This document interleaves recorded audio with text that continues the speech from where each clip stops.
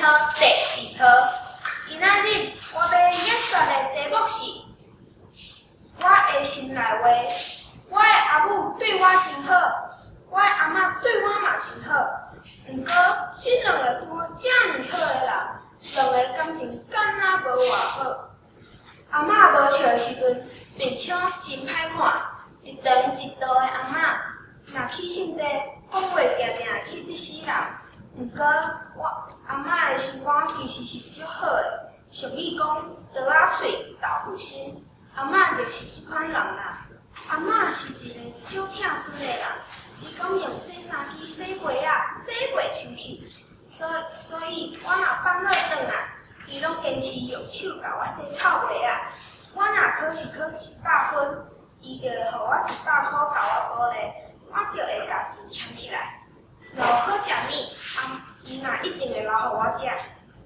敢若阮阿母咧，伊就有健康观念，煮的菜拢较正，较无油醋，阿嬷食袂下，嘛会香菜煮了无够烂，害伊无法度顾。搁因为阿爸逐工拢爱加班，暗时7点外才会转来，所以阿母会伫6点外把暗顿先穿好，叫阿嬷先食。因为阿嬷食人耳孔重，阿母叫阿嬷食饭的声音可能有较细声，所以阿嬷无听到。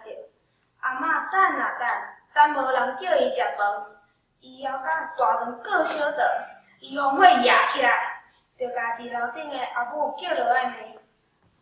阿母感觉真委屈，倒去摆了后，就真少甲阿嬷讲话啊。阿母若要出门，袂甲阿嬷讲一声。若转来时，嘛袂甲阿嬷相借问，两个人袂像生份人同款。看阿母甲阿嬷安尼，我心肝头真艰苦。不过囡仔人有耳无喙，我阁会当讲啥物咧？我会当做的，就是做一个乖囡仔。